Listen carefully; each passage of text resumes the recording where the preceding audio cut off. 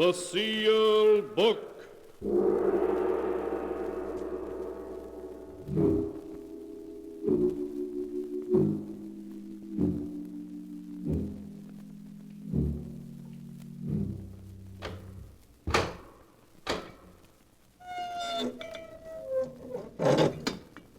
Once again, the keeper of the book has opened the ponderous door to the secret vault, wherein is kept the great sealed book, in which is recorded all the secrets and mysteries of mankind through the ages. Here are tales of every kind, tales of murder, of madness, of dark deeds, strange and terrible beyond all belief. Keeper of the book, I would know what tale we tell this time. Open the great book and let us read. Slowly, the great book opens.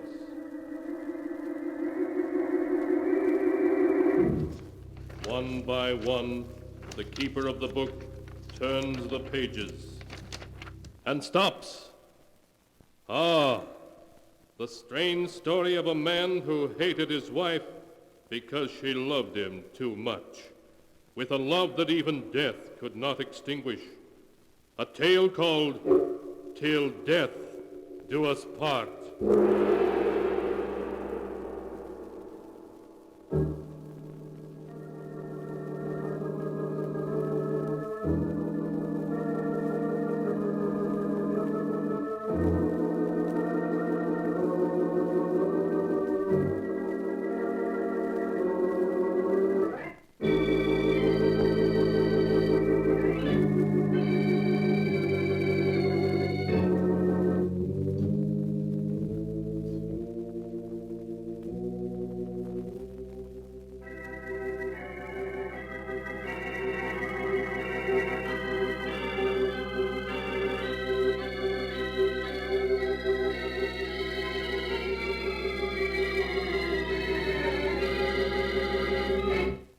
Here is the tale, Till Death Do Us Part, as it is written in the sealed book. The story begins in the pleasant suburban home of Chris and Blanche Werby.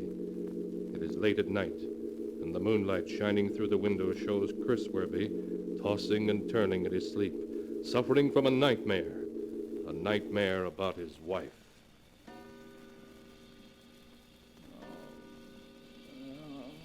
Chris, darling, you really must put on this jacket. It's getting chilly. Oh, really, Blanche? I don't need it. Oh, all right, very well. Your wife is on the phone, Mr. Werby. Blanche, this is the 5th time you've called me this morning. Chris, your wife is waiting in your office for you. Darling, it looks like rain. I brought your raincoat. Blanche, you know there isn't a cloud in the sky. You've got to stop this coming to the office all the time. Your wife is on the phone, Mr. Werby. Blanche is waiting in your office for you, Chris. Darling, I've come to drive you home. Mrs. Werby is on the phone, sir. Chris, is there something I can... Your wife waiting on the phone. Darling. No. Why won't you leave me alone for a while? Leave me alone! Chris, darling, wake up. You're having another nightmare. What? Oh, Blanche. Oh, you were having a nightmare, dear. I awakened you. Oh, yes, I remember now. It was all so real. Can I get you something, darling? No, it isn't necessary. Perhaps a glass of warm milk might help. Please, Blanche, I don't want anything. Well, now, don't you think you'd better see a doctor, dear? You've been having these nightmares for several weeks now. A doctor can't help me. Blanche, we can't go on this way. Can't go on what way? What do you mean? I've never been able to tell you, but I will now. I can't stand living with you. Can't stand living with me? But, Chris, I love you. Yes, I know you love me, but it's an inhuman love. Your love is so overwhelming, it's smothering me at every step. I must have a divorce. No, Chris. I'll never give you a divorce. For 2 years I fought to get you. Did everything to prevent your marriage to Ann Ballon. I have you now. And I'm going to keep you. Even knowing how I feel about you? Yes. My love for you, Chris, is greater than my pride. Oh, please, darling, let's not say any more. You'll feel better in the morning. I'll never feel better. Not while we're together. Blanche, when I get dressed, I'm going to move to a hotel. I'm leaving you. Darling, you're being ridiculous. Please go back to bed. No, I can't live with you, and I won't. I'm leaving you for good. Oh, Chris, you're funny. Oh, darling.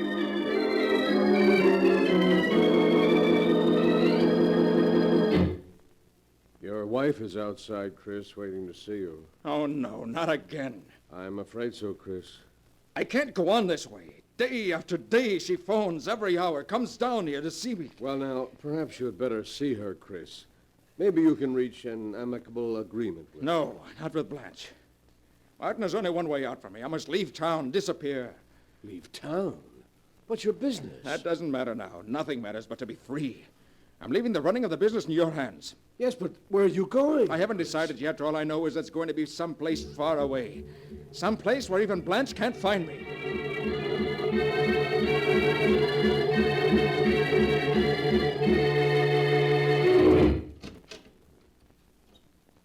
Come in, Chris. Hello, Tuffy. Glad you remember me. I sure do. You were the best tackle Yale ever had outside of myself. Well, what are you doing in Texas? Looking for a job? Looking for a job? Are you kidding? What about that flourishing business you've got back in New York? I've left it and everything else behind. My name is Richard Keller now. Chris, you haven't gotten into a jam. I mean, the law isn't after you, is it? No, Tuffy, the law isn't after me. It's a personal matter. Oh. Well, sit down. Tell me about it. Tuffy, I'd rather not talk about it. Not just now. Sure, Chris, I understand. Well, can you give me a job as Richard Keller? Can I give you a job? Why, this company's dying on its feet for men like you. You're hired.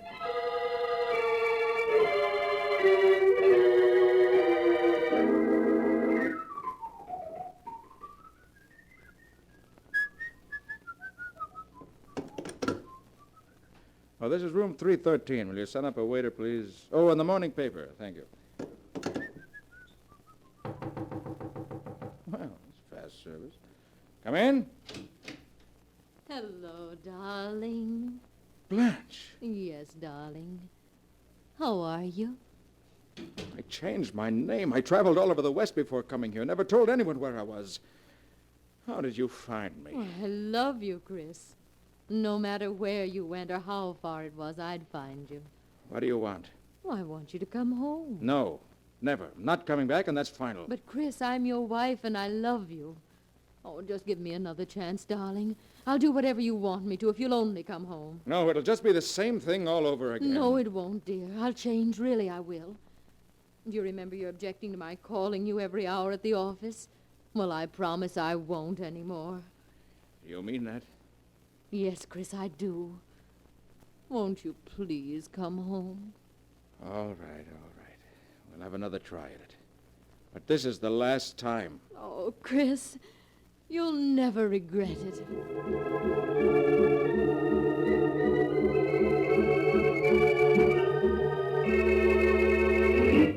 Gentlemen, this is to inform you that your order of the 25th was shipped. No, I'll answer it, Miss Nelson.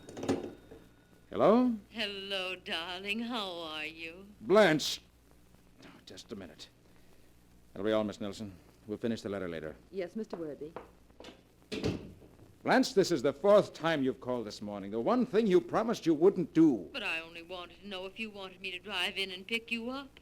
Oh, I'm sorry, dear, if I've upset you. You say that every time you call. I see now that I'll never be rid of the sound of your voice till death parts us. Death. Please, darling, say you aren't angry with me. You know I love you. Chris. Chris. Till death do us part. She were to die, I'd be free. Free. I could answer the phone and know it wasn't she. Hello? Oh, darling, what happened? We were disconnected, dear. Oh, Chris, I thought something might have happened to you. No, I'm all right, dear. I'm sorry I spoke so harshly to you before. Oh, you know I don't mind, Chris. It's your nerves. You work too hard. Yes. You know, I think I need a vacation. What do you say if you and I go away for a few days? Oh. Go to the seashore? Try some deep-sea fishing? Oh, Chris, darling, it'll be wonderful.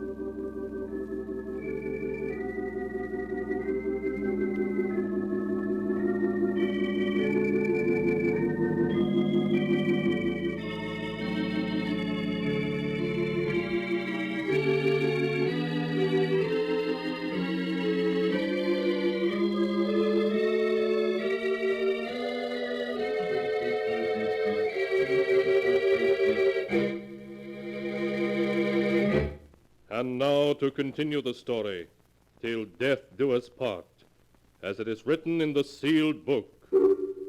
Having made his plans with care, Chris Werby has taken his wife Blanche to the seashore for a holiday. And in a rented motorboat with fishing tackle spread about them, they are now far out from shore.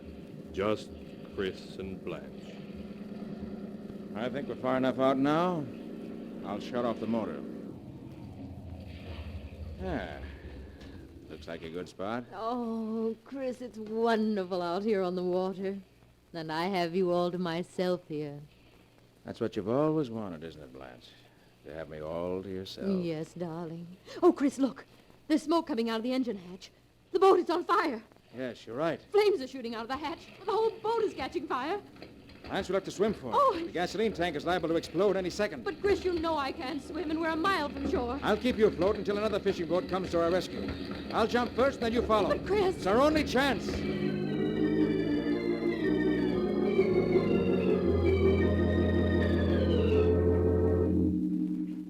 Chris, I'm frightened. Someone on shore must have heard the explosion and seen the smoke. Why don't some boats come? No boats are going to come for you, darling. Chris, what are you saying? When the boats do arrive, they're only going to find me. Chris, you wouldn't let me drown. Oh, wouldn't I? I tried to reason with you, and when that didn't work, I ran away. Oh. But you wouldn't let me alone. Well, this is the only way I'll ever be free of you. You can't do it, Chris. You can't. I love you. It's the only way I can get rid of you, so we're parting now, forever. Oh. This time you won't follow me. I won't let you go. I won't. But you will. No. Don't break that grip. You've been a millstone around my neck long enough. There. Chris, don't let me drown. Save me. This is the end, do you hear? I'm free. I'll never leave you.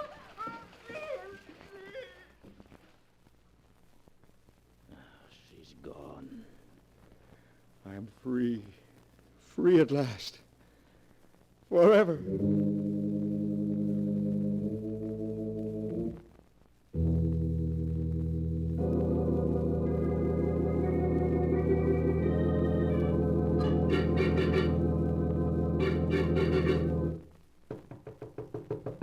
Come in. Excuse me, Chris, but there's a Miss Ballon to see you. Miss Ballon. Ann Ballon? Yes. Well, show her in. All right. Ann. Chris. Ann, it's wonderful seeing you again. Oh, it's been 5 years. 6? You left Owensville in 1938. 6 years. Good deal's happened in that time. Yes. Oh, I've just learned that you lost Blanche a year ago, Chris. I want you to know how sorry I am. Oh, thank you, Ann. But tell me, how's everyone in Owensville? Well, you might have paid us a visit. Owensville is still only 100 miles away. Well, I've always meant to return for a visit, but after the way I broke our engagement and married Blanche, I was afraid you'd Oh, feel... Chris, you mustn't feel that way. I got over that long ago. Well, how long are you in town for? I'll have you know I am now a resident of this fair metropolis. As of yesterday. I have a job here. Oh, yeah, and it's wonderful.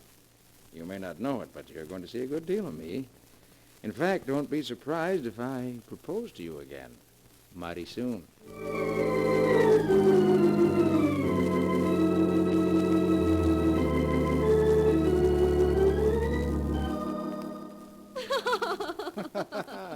Oh, Chris, it's the most beautiful house a new bride ever had. Well, if you'll carry me across the threshold, Mrs. Worby, you can see what it looks like inside. I should be delighted to. Hey!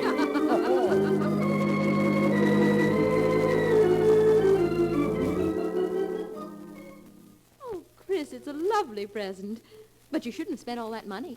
What are you talking about?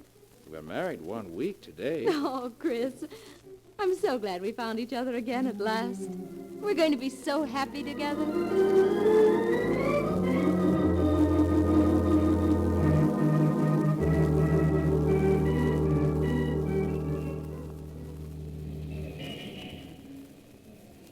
Chris? Why, Chris Worby. Why, Sidney Rand. I thought I recognized you. How are you, Chris? Why, I haven't seen you since you left Owensville. Good to see you, Sidney. How are the folks back home? Oh, fine, just fine. I suppose you heard about Ann Ballon. What can you tell me about Ann Ballon that I don't already know? Well, I guess this will come as a shock to you, Chris, seeing you were engaged to her once. Ann died last month. What did you say? Ann Ballon died a month ago. Why, that's impossible, Sidney. You're wrong. Chris, I wouldn't joke about a thing like that. I was at the funeral myself with Sam Morris. But that couldn't be. It all happened so sudden. They never did find out what it was she died from. It certainly was a shock. Anne was so young and beautiful. Now she's dead. It couldn't be. It couldn't be. Chris, what's the matter with you? Chris, why are you so... Dead a month. But Anne came to New York just a month ago. And she married me. She's alive, beautiful, everything I've ever wanted. Oh, Sidney's wrong. They buried someone else, another Ann Ballon. Yes, that must be it. Anne's home, waiting for me, waiting for me.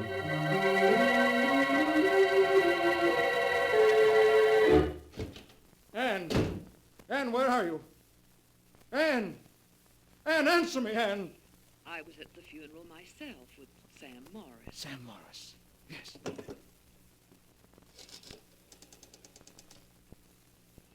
Operator, I want to put in a long-distance call to Owensville, Pennsylvania. I'd like to speak to Sam Morris. I don't know his number, but...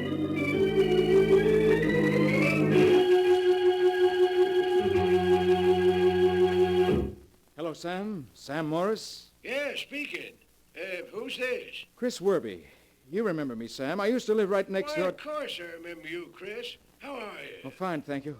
Sam, I want to ask you something. Sure, what is it? How's Ann Ballon? Ann Ballon? Yes. Well, didn't you hear, Chris? She's been dead for over a month. Are you sure? Am I sure? I was at her funeral. But Sam, couldn't they have buried someone else by mistake? Well, hardly, Chris. I saw her in the coffin just before they laid her away in the family plot. Chris! Chris! Are you there?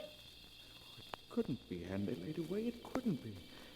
There's someone else lying in the Ballon plot. Must be someone else. Must be.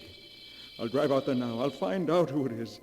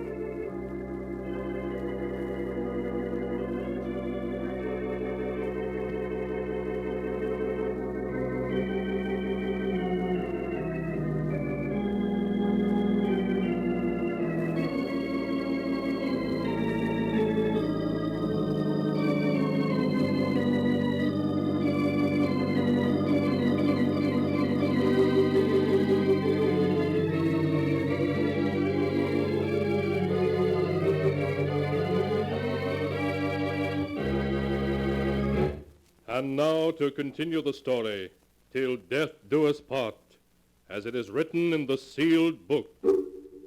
After driving frantically for hours, Chris has reached Owensville, his hometown, and on the outskirts of town at the entrance to the ancient cemetery, he is arguing with the old caretaker, who has come to the door in nightshirt and trousers. But I tell you, I have to know tonight. Can't you understand? I only want to know if a girl by the name of Ann Ballin is buried here. Look, mister, it's almost midnight. I can't go looking through any records now. You'll have to come back in the morning. Please. I'll give you $20 if you look it up for me now. $20? All right, come in. Thank you. What'd you say that name was? Ann Ballin. Let's see. Yeah, here we are. B. And Ballin. Yeah. She's here. Buried in the Ballin family plot, interred June 26, Section 15, Plot 5. Can't be. It can't be. Yeah, what'd you say? I must see that grave opened. You'll have to get a court order for that, mister. I want to see it now, tonight. I'll give you $500 to open that grave. You must be crazy, mister. It's against the law. Listen, I don't want the body. I merely want to look at it. Would $1,000 make it worth the risk? $1,000? Yes, 1,000. You'll never make an easier 1,000. We'll be finished by dawn. Well. $1,000,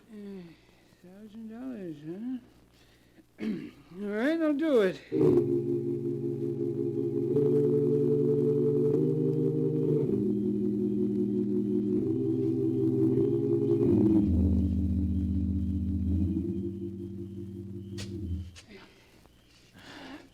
Can't have but a little more to dig. A few more shovels full.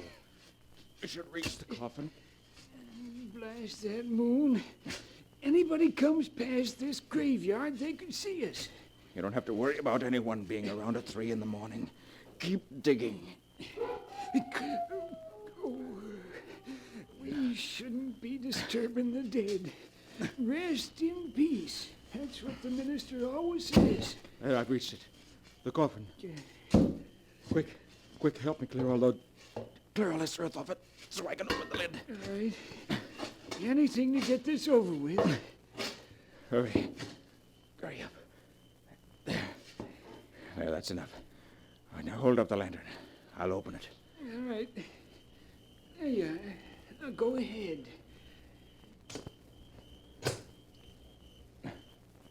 There. It's unlocked. Well, what are you waiting for? Go ahead and open it. All right. Stand back a bit.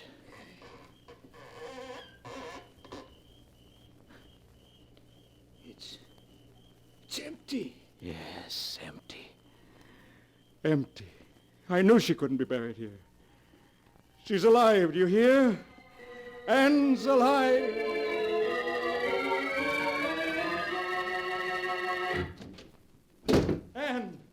Ann, where are you? Here I am, Chris. Oh, Ann, it's good to feel you in my arms. Why, Chris, you act as though you never expected to see me again. Well, there was a moment when I thought I wouldn't. You remember Sidney Rand, don't you? Sidney Rand? Why, yes, of course. Well, last evening as I was coming out of my office building, I bumped into her. And she started telling me all the news of Owensville. And then she told me that you'd been dead a month. That I'd been dead a month. Yes. And when I got home, you weren't here. Well, darling, it was only my running out of gas that kept me from being home when you arrived. Well, I should have known it was something like that. But I got panicky. Called Sam Morris long distance, and he too said you were dead. Must have gone haywire after that. For I took the first train to Owensville. Chris, you didn't. Yes, I'm afraid I did. Went to the cemetery where your family's buried. And there I found your grave. Yours. Mine? Yes. The tombstone had your name on it. Ann Ballin. What did you do then? I paid the caretaker to help me dig up the coffin. And when we opened it, we found it empty. Ann, what is it? Why are you laughing like that? Ann! Chris, Ann Ballin is dead. Ann, you don't know what you're saying. You're Ann Ballin. No, Chris, I'm not. Look deeply into my eyes, darling. Don't you recognize me? Recognize you? Yes. Don't you know who I am, darling? Do you remember that day at sea? I told you I'd never leave you, remember? No, it can't be. You're Anne, you're Anne. Close your eyes, Chris. Just listen to my voice. Don't you recognize me, darling? Blanche. Yes, Blanche. Blanche in Anne's body, because mine was lost at sea. No, it can't be. It can't be. But it is, Chris. I couldn't come back in my own body, so I killed Anne to get this one. You killed Anne? Yes, Chris. And then took her body. I did it so that you and I could be together again. No. Forever, darling. Together. Forever. Yes, forever. No. Oh, no, I'll never leave you, darling. Never, never, never. And that is the tale of Chris and Blanche Werby, Till Death Do Us Part, as it is written in the sealed book. When Chris was sure that Blanche had indeed returned to him, even from the grave, he tried to escape by seeking death himself, throwing himself into the sea from an ocean liner. Weeks later, his body was cast up on the shore, tightly clasped in the dead arms of the body of a woman, later identified as Blanche. So they are buried now, side by side, together forever.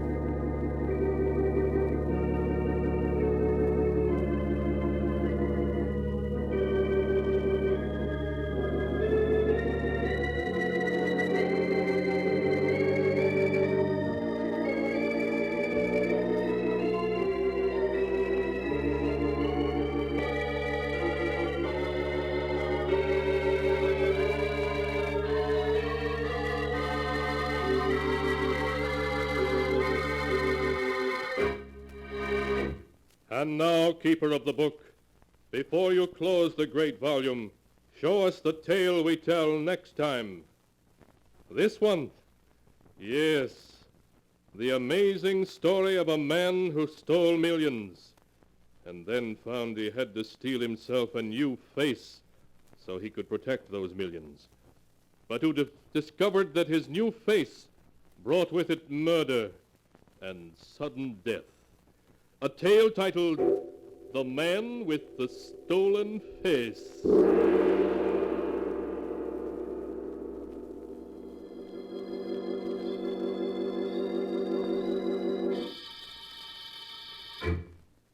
Be sure to be with us again next time, when the sound of the great gong heralds another strange and exciting tale from the Sealed Book. The Sealed Book, written by Bob Arthur and David Cogan, is produced and directed by Jock MacGregor.